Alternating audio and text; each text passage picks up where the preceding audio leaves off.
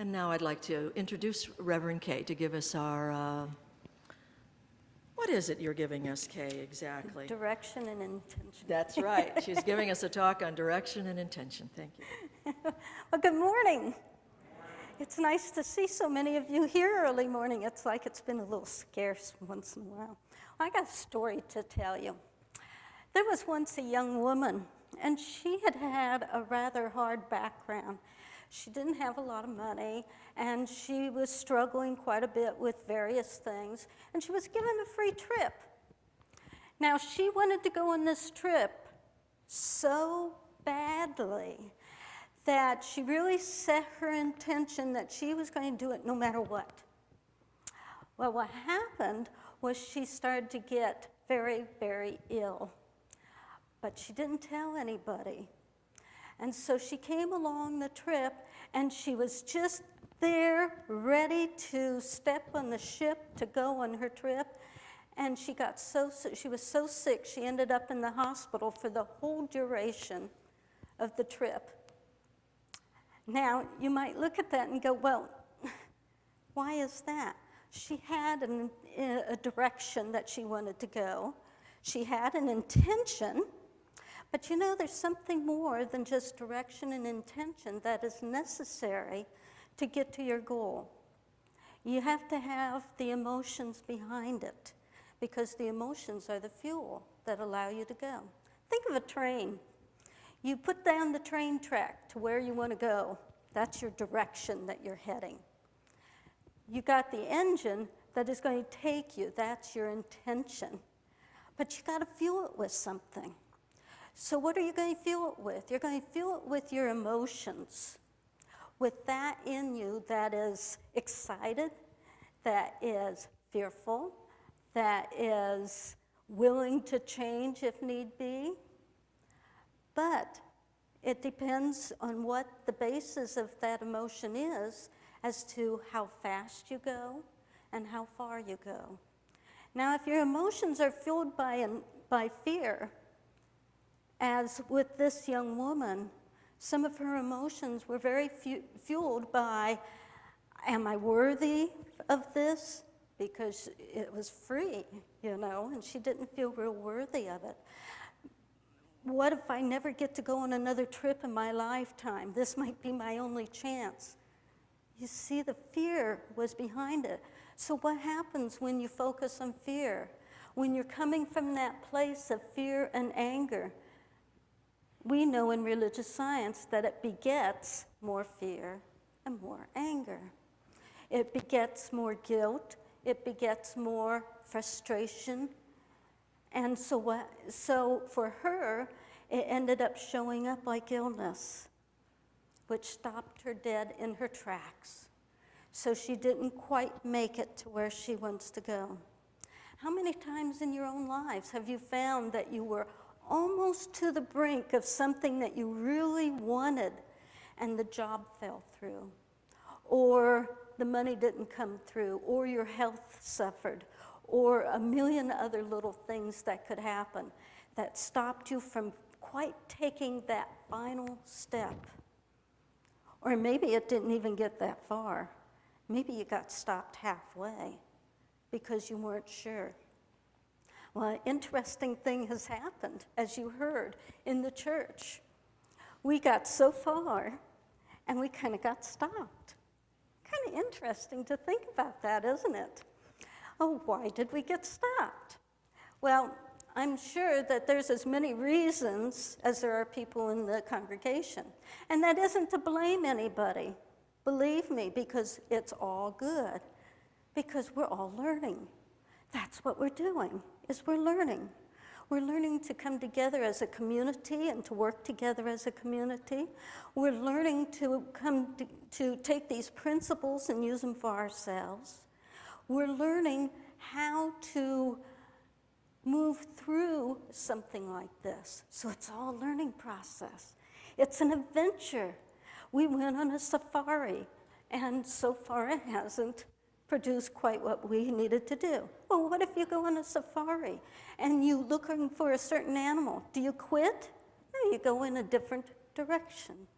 You change your focus a little bit. You maybe look at the energy that you're putting into it, the emotions, and you allow those emotions to change a little bit. Now, I know a lot of people voted, but I've got to tell you, I have a sneaking suspicion that there are a lot of people in the congregation that have been very happy with the way things are. You know, we love Mary and Sue, and even though we voted for change, we weren't completely open to the change. We weren't ready to embrace the change that might take place because we're so comfortable. We're so comfortable. The only problem is being comfortable doesn't get you anyplace.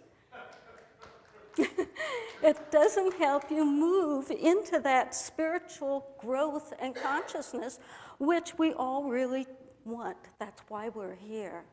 We want to be able to grow and change spiritually. And I'm sorry, but it's chaotic, it's messy, it sometimes is very frustrating, it can bring a lot of tears.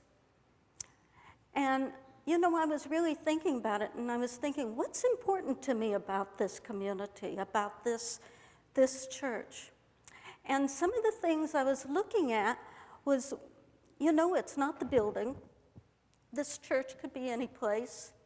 I love the surroundings. I mean, we got to help polish the rafters. We got to help put up actually parts of the building. It's home to me, but it's not the building. If it burned down tomorrow, would I quit? Nah.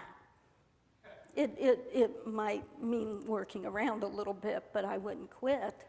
I wouldn't change. So it's not really the building. Is it the pastor that we have? Well, a lot of people might think it is, but having been a pastor of a church, I can tell you that the pastor is just somebody who has decided to try to go through those changes and that frustration and anger and fear a little faster. And believe me, it does. The pastor is the same as every one of you. They're working through their stuff the same way, believe me.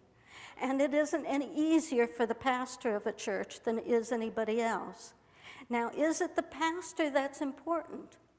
No. No, it can be anybody. It can be anybody. If you give your power to another person, whether it's a pastor, your neighbor, your friend, your spouse, you're giving your power to them. Do we want to do that? I don't. I like keeping my own power. I like being able to make my own choices in that. Now, does that mean that we have to go through a period of criticizing or complaining about it or condemning something? No, because those stop us. Those put blinders on us so that we can't see what we want. And now that doesn't mean that we don't want to hear that if you think that there's a problem, that it needs to be changed. But when you come to one of us with that situation, come with a solution. You know, you can't know how hard it is being a pastor and having somebody complain about something, but not telling you or giving you the slightest idea of how to change it. It's like people think that the pastor or minister of a church automatically knows. Well, if your kids come to you, do you automatically know? I didn't always. Sometimes I had to really look at it and try to figure it out. But if we start taking ourselves, instead of complaining about something, if we go, okay, I see that there is a situation, how can I change that a little bit so that it isn't? How can I see a solution here? Even if it's not the right solution, if I can start the wheel going in that and be willing to help with it, then I become part of the solution, right? If I'm willing to do the work, I become part of the solution. If I don't and I sit back and simply complain or criticize what's happening, what do I become? Part of the problem. So for me, what I would like to see and challenge everyone here is that if you're with somebody or if you find yourself mining that criticism or complaining or condemning somebody, that you remind yourself, no 3 C's. No 3 C's. I absolutely refuse to criticize anymore. It'll change your life, believe me. I absolutely refuse to condemn anymore. I absolutely refuse to, what was the other thing I said? Complain anymore. And you will be amazed of what starts happening in your life. All that has happened is simply a reflection of our own lives. I have had many instances in my life of going through the same sort of thing that the church is going through. And I will tell you, it's really interesting. I want to just go back for a moment and say something about the pastorship. Sometimes a pastor can't please everybody, and sometimes people don't like them, and sometimes people do. But a church, the neat thing about a church like this is we can use that for our own personal grist of the mill and allow ourselves to change. We can use that to help us, whether we like a person or not. The Course in Miracles said the only reason you get together in groups to go through the Course in Miracles, for instance, is so that you can learn to forgive and to allow the miracle of love to take place. That's what this church is about too. We get together in a group of people so that we can learn to communicate, so that we can learn to forgive each other, so that we can learn to allow those wonderful attributes that we have come out and be stronger. And yes, you can leave the church, but does that help you learn? And I'll tell you why you should go through it. When I was, we were figuring it out 20 years ago, 25 years ago, I was in a class with Dr. James, and this is how much it affected me. He was teaching the Man-Woman book by Ron Smotherman. I remember that very distinctly. And part of the activity was that he had us take cards, write the attributes of our mother, and write the attributes of our father, and then we had to wear them. It upset me so badly that I walked out of the class. Only class I ever did that in.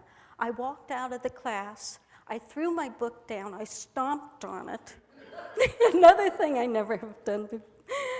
I went into my car and cried for a half hour until I could settle myself down enough to go home. At that moment, I hated Dr. Golden.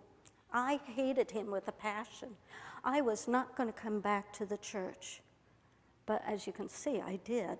And I am so glad because it allowed me to work through that.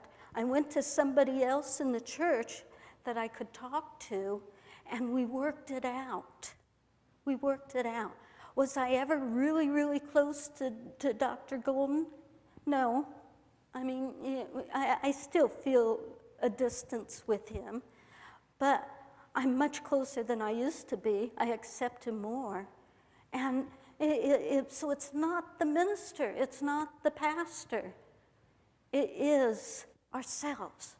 It was all me. It wasn't anything to do with him. It didn't have to do with the class. It was all me. It was all my buttons that were being pushed. It was all my fears coming forward. It was all my hesitation. But by working through it, I have been able to let go of my anger, my grief, my guilt, my frustration with my father. Really let go of it. Really forgive on a deep, deep level. Not on a level of, well, okay, I forgive you, but on such a deep level that all I can remember practically anymore is the love that we shared rather than those bad times. And isn't that the point of what we're here for? Isn't that why we want to grow spiritually and understand? so that we can allow our hearts to express in a greater way than we ever thought possible before. That's what the church is about. That, the teaching, the ability to have a safe place to work through things like this. Not a minister, not a certain person in the church or a certain situation, but to allow us our growth, our understanding, our truth. And I will tell you, I would not be here today if it wasn't for Dr. Golden pulling that out of me. I wouldn't be here. And yet, like I said, I hated him at the moment. How often do we take a situation and instead of staying with it, we walk away? That's not what we want to do. And so I implore each of you to really deeply think about what is the church for you? What does it really mean? How does it serve you? And if it's not serving you the way that you want, how could it? I asked somebody recently, he said, well, there isn't enough spirituality in this certain area. And I asked him, I said, what would it look like if there was? What would it look like? And he started to describe it. And I have to agree with him. But as a minister, as a pastor, I wouldn't have been able to just make that for him, create that for him, because each person has their own idea of what that looks like. So Ernest Holmes was telling us that prayer is the deepest form of being able to move these things, to allow them to shift. And so we need to have a direction for that prayer. What is the direction you want to see the church go into? What is the direction you want to be personally? Where do you want to go in your life? Where would you like to be in 10 years? How would you like to feel? I am working on one right now. I want to feel healthy, completely healthy, which means that I want to let go of the resistance I have to healing. Now, maybe that doesn't resonate with anybody else, but it's been a hard one for me to go through. I was diagnosed with rheumatoid arthritis at 10 years old and been told I had it since I was an infant, along with severe allergies and that. And I've worked with it tremendously. As you can see, most people would not know I had rheumatoid arthritis. I have worked with it and released and released and released. And then one day it came to me that part of those emotions that I'm holding is a resistance to change, a resistance to completely letting go of the idea that there is something greater than the physical aspect of a germ or a problem of some sort.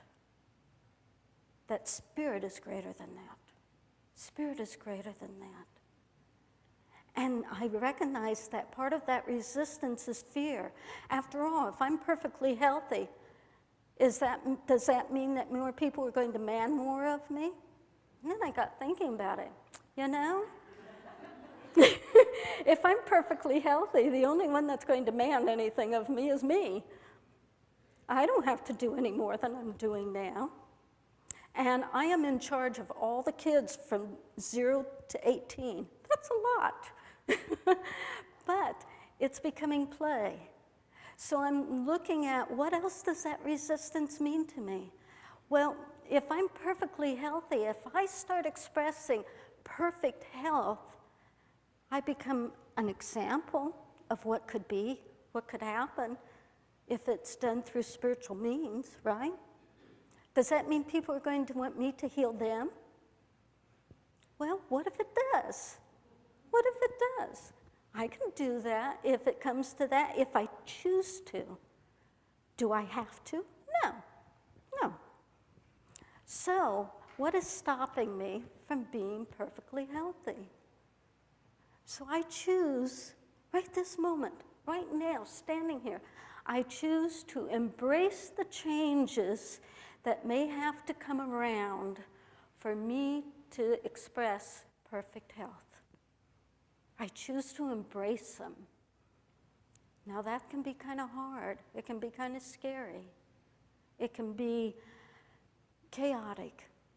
But let's all take that step in our lives, because I have noticed that every time I do that, it's always better when I get to the other side. And surprisingly, I go, why didn't I do that before? So that I can be free.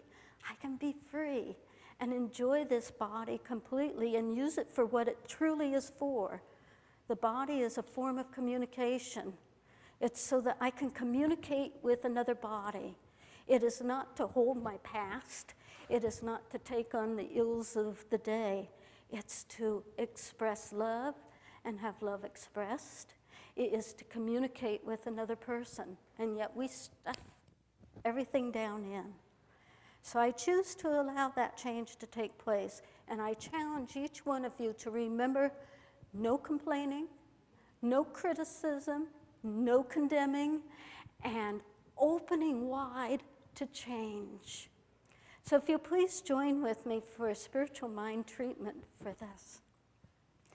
I know that there is only spirit, and spirit is the beginning and the ending. Spirit is omnipotent, omniscient, omnipotent. There is nothing that is outside of spirit. And spirit is more powerful than anything there could be. And I know that each person in this room is part of that spirit, is one with spirit, which means that we are one with each other. We are one with each other. And so as I feel the love of spirit, I know that the love of spirit is flowing right now through every one of us. And this love of spirit allows each one of us to open our arms, to open our hearts, to open our souls to whatever change needs to take place in our minds, bodies, and souls, to allow perfection to exist, to allow the changes of life to mold us into a greater expression of the spirit within us. To know that right action is taking place every moment, and that there is a perfection in spirit that I am right now. So I let go of the hesitation, I let go of the complacency, I let go of the resistance. For I know that love is dissolving all those things, even as I speak. I am so grateful for this center and this group of people. I am so grateful for being alive and going through these challenges to allow the strength within me to express on a grander scale. I am so grateful just to be. And as I release this treatment, I release it knowing that it is done. It is done. And together we say, and so it is. Thank you. My great pleasure to introduce Reverend Kay Stewart. Kay has got a topic, direction and intention, and she's got this one nailed down. Good morning, Kay.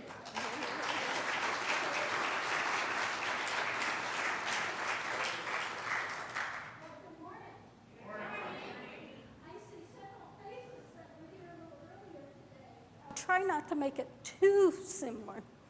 Anyway. Oh, we wanted to hear it twice. You're okay. Anyway, when I was younger, I think it was our 25th anniversary or something, we had planned to go on our very first cruise. And on this cruise, it was a windjammer cruise, if any of you know what that is. It's an old sailing boat that you get on and you can help actually do some of the work on it, or you can just relax. And there's only about 120 people on it. And it was one of the last times that they actually ran the cruise. But it was so neat, and it was very casual. You got to wear shorts. You didn't have to dress up or anything like that. But it was our very first cruise. Well, we get there, and we're really excited about it and that. And we get on it, and the very first day, what happens? They stop, and they allow people to get into the ocean.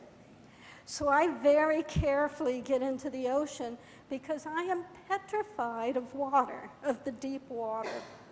And I've never been in the ocean before other than on the beach, you know, where it's safe, where you got 2 feet on the ground. And so I get in the water for 5 minutes and I get stung by jellyfish,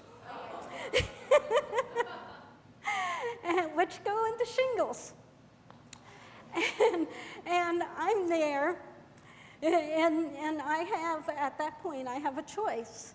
I can either complain about, you know, this has ruined my whole trip, I'm not feeling good, you know, my arm's all swollen, and just moan and groan and generally complain about things and criticize what's going on. Or I can still have a good time and go my way and not ignore it, but yeah, ignore it. And so I did that, and I had a wonderful time. Now, the reason I bring this up is because the talk is about direction and intention. And we had set our direction, where we wanted to go, what we wanted to do, and we had done our intention. But there's one more thing that needs to be added to that, and that's the emotion that you're pushing this intention with. And the emotion I had was not unconsiderable fear of being on the ocean and being on a small boat and that. And so what did that do? And when I got there, it proved me right. I had something to fear, right? I got stung. And so what we need to do is we need to look at that and see what sort of emotion we're putting behind our intention when we go about going in whatever direction we want to. It's kind of like a train. You lay the track in the direction you want to go to, and you have your goal where you want to go. And then you have this engine that you need to move. And the engine is the intention in which you plan to move forward. But the fuel that you fuel it with is the emotions that you're going with. Now, you can be open, you can be joyous and excited about what you're doing, and you can do it with a sense of peace within you, and that moves the train along very smoothly. Or you can do it with a sense of fear.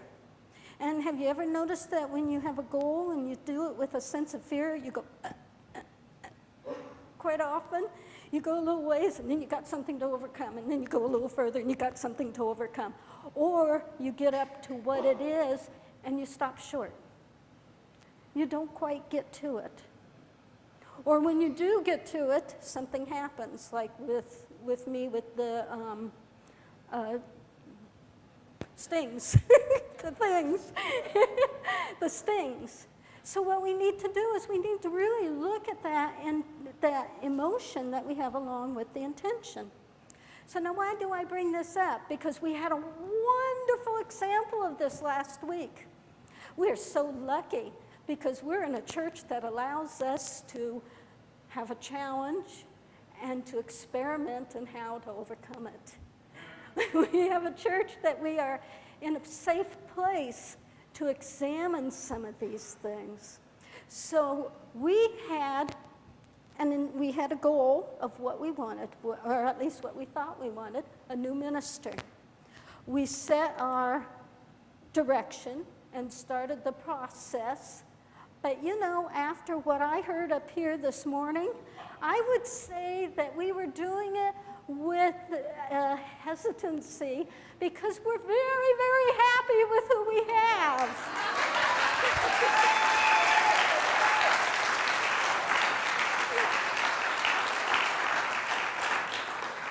We love these two people right now, and it's really good, and it's really not so good. Now, why do I say that? Because we can fall into a place of complacency. We can fall into a place of being comfortable.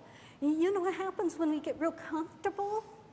We don't do anything. Have you ever been so comfortable in bed you just didn't want to get out? You were soft and warm and cuddly, and you did not want to get out of bed. Well, you know, not much happens when you're in that place. You kind of stay there.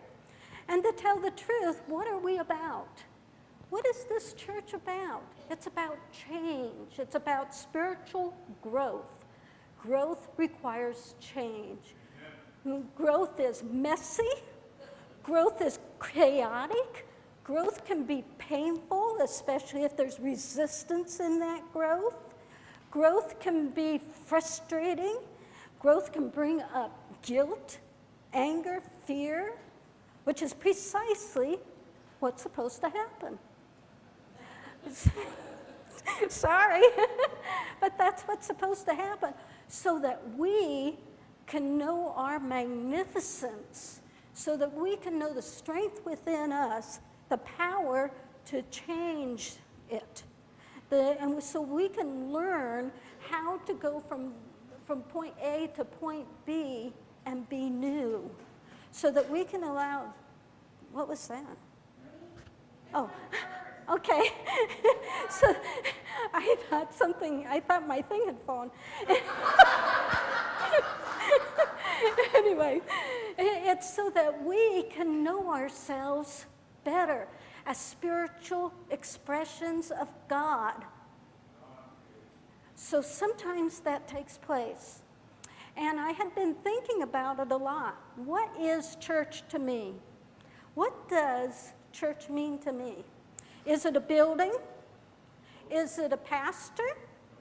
Is it the people in the church? Well, it's all those things and none of those things. I have been a pastor of a church. It was small, but I have been a pastor of a church. And you know, it doesn't matter whether you like the pastor or you don't like the pastor. It doesn't matter whether the pastor is good or whether the pastor is bad. Why? Because the pastor will allow you to see in yourself exactly what you need to change. Just like some of the other people in the church will allow you to see yourself and exactly what you want to change. That is the whole idea of getting together. In the Course of Miracles, it says that the only reason to have study groups is so that you can learn to forgive and then allow the miracle of love to take place. The miracle of love to take place. You cannot, challenges rub you. They rub you. Sometimes you're going to find somebody in the church that rubs you wrong. Sometimes you're going to find somebody in the church or some situation in the church that you just downright don't like. Sometimes you're going to see things that you would like to see changed. Well, you know what? You can complain about it. You can criticize it. You can condemn it. And it doesn't do a darn bit of good if you aren't part of the solution. If you aren't part of the solution. Now, that doesn't mean we don't want to hear about things that could really be changed. But if you come to one of the ministers and you say, you know, I'm seeing something that really needs change, but you don't give them any sort of indication how that can happen, and you aren't willing to do the work to help it happen, then you're part of the problem. And you're not part of the change. And what we need is for all of us to take that responsibility and be part of the change. Part of that which allows us to grow and to move forward. And it doesn't matter who is standing up here on Sunday morning. It doesn't matter who the main minister is if we're working together. And so I came up with, well, I didn't come up with these 3 C's, but they've been around for a long time. But it reminded me of them. The 3 C's: no criticism, no complaining, and no condemning. You know why? Because when you criticize, guess what you're going to get back? Criticism. When you complain, what are you going to get back? Complaints. When you condemn, what are you going to get back? Exactly. And who does that hurt? It doesn't hurt the when you're complaining or criticizing that much. It hurts you. It hurts you. It hurts me inside. And that is what we're about changing. Now, the one thing I was thinking that the church is really about, going back a little bit, what the church is really about for me is being a safe place so I can work through my spiritual growth. It doesn't matter whether I like certain people or not. There's other people I do like. It doesn't matter whether I like every situation. I can find out who I am by helping to change the situation. Now, I'll grant you I could walk away. I could say, oh, this stuff doesn't work. This is too hard. This is not my cup of tea, and walk out. And many people do that. But what does that do? Guess what you're going to find in the next place you go? You're going to find the same thing, maybe a different form. It might look a little different. It might feel a little bit different, but it's going to be the same thing. It's going to be the same thing. I bet you anyone out of here have experienced what we've experienced lately in different areas of their life in one way or another. Another place where I have experienced it that I'm really trying to grow in right now is in my health. Now you might think, well, how do you experience it there? I have a strong belief in the physicalness of health. Now, what I mean by that is I was raised with a very strong belief in doctors, in medicine, in taking vitamins, in the idea that the body can hurt itself. And when I was little, I was diagnosed with rheumatoid arthritis and with asthma. Now, those are 2 things that it can be, it looks almost like the body is attacking itself. And I can work with that, or I can change it. And the way I'm choosing to look at that is I've been feeding and I've done a lot. If you can tell, I've done a lot. I have, at one point, I couldn't hardly walk without 2 canes.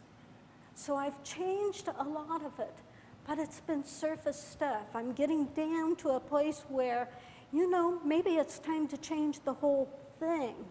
What in my mind is stronger? Is God stronger, or is the germs stronger? Is God stronger, or is my body's ability to, what I thought was my body's ability to hurt me, stronger? What do I really believe?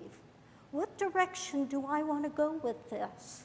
And I've decided that the direction I want to go is I want to let go of the resistance I've been having and accept total and complete health. Total and complete health, not partial, not just getting by. Total and complete health. And I've been resisting it in a lot of different ways because I've had this belief that those other things were stronger. I've also had a belief that if I was totally healthy, then more demands might be made of me.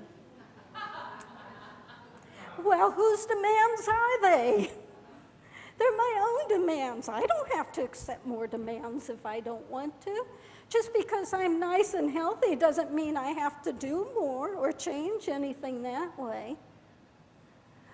I also had the belief that if I was perfectly healthy, I might become an example.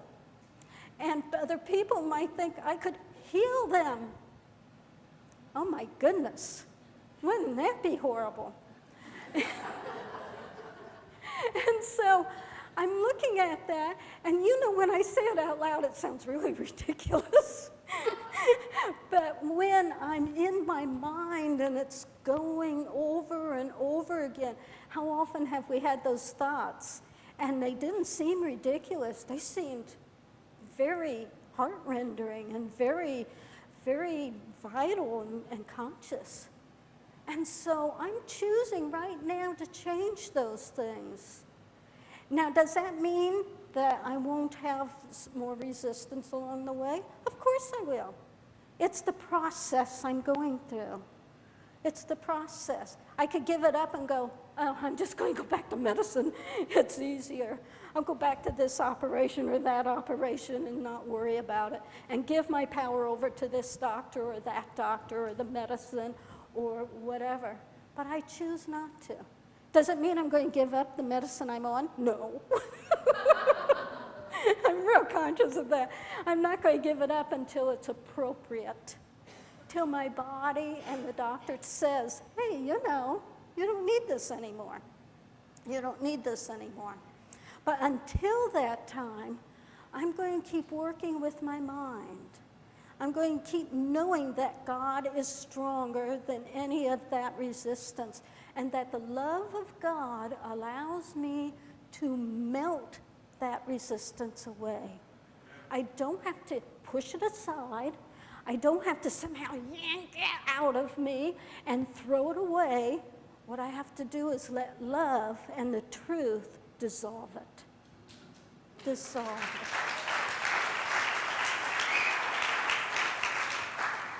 So, knowing what I heard today, it should be pretty easy for us to all think about those 3 C's. The 3 C's. So when you're talking to somebody and somebody starts criticizing something about the church or themselves or you or whatever it is, remind them, let's not do the 3 C's. No criticism, no condemning, and no complaining. And work with that on a basis, because it will change your life. When you give up any sense of criticism, any sense of condemning or complaining, which that's all the negative stuff, you will change your life. Will it happen instantly? Probably not. Most of us take a little longer than that. We've got some stubborn natures. But it will happen. It will happen. And I'll tell you that oftentimes when I find myself in that place, starting to do those things that allow me to do that, I have to stop and think, who am I? Who am I? Do I want to be that negativity? Do I want to do that complaining? Or do I want to step back and allow myself to see it from a bigger viewpoint and recognize that perfect right action is happening now? Perfect right action is happening in this place at this time, and nothing is changing that. And that I can accept that and know that it is there for my highest good. My highest good. It either allows me to see what I need to change, or I'm already changing it and I can embrace it. And embracing change means you need to open your arms. It means you need to open your heart. You need to open your mind to allow that change to take place. And you have to do that if you want to be different. How about that? You have to embrace change if you want to be different. If you want to change something in your life, you have to let it happen. Not the other person, your partner. You don't need to have them change. You don't need to have the church change. You don't need to have the person down the street change or the situation change.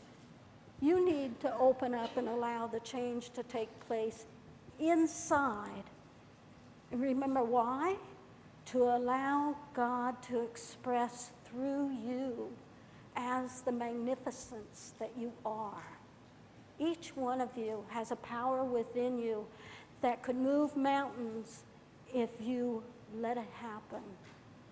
Each one of you has the power to be the person you want to be if you let it happen. So what direction, where do you want to go in the next 10 years? Who do you want to be? How do you want to feel? What do you want to be expressing? What do you want to be doing? How do you just want life around you to be? Is it the way you are now, or is it something different? If it's the way you are now, guess what? It can always get better. If it's the way, you want something different, open your arms and say yes to change. And know that as painful as that change may be, when you get through it, you'll probably look back and go, why didn't I do that 10 years ago? And allow yourself to fully embrace it. And so if you'll please join me in a spiritual mind treatment to know this. Get comfortable for a moment. And for those that you don't know what a spiritual mind treatment, it's an affirmative prayer. It can be as simple as thank you, but as a minister, I like to make it a little longer. So, there is only one spirit, one God, one existence in the universe, and that existence is who I am. It is who I am. It is who each person in this room is. And I know that we are one with spirit, and so we are one with each other. There is no division. We are the aspects of each other, the mirrors of each other, the play upon each other. And for that, I'm terribly grateful. But I know for this treatment that I open my arms to change. I allow the love within me to melt any resistance, any guilt, any past. I certainly don't need the past. I certainly don't need the guilt or the fear. So I allow it to melt away like the sun would melt an ice cream or butter in a warm oven. Let it just melt. And as it melts, I know that it turns back into the energy to drive my force, to allow me to be vibrant, alive, and exciting. I release this complaining. I release the condemning. I release the condemnation because it is no longer part of my vocabulary. It is no longer who I am, because all it does is stop me. It puts those walls in front of me and around me and behind me. And I break them down. I break them down with God's love. I break them down with the greatness of Spirit flowing through me and allowing me to expand and be greater than I ever knew I could be before.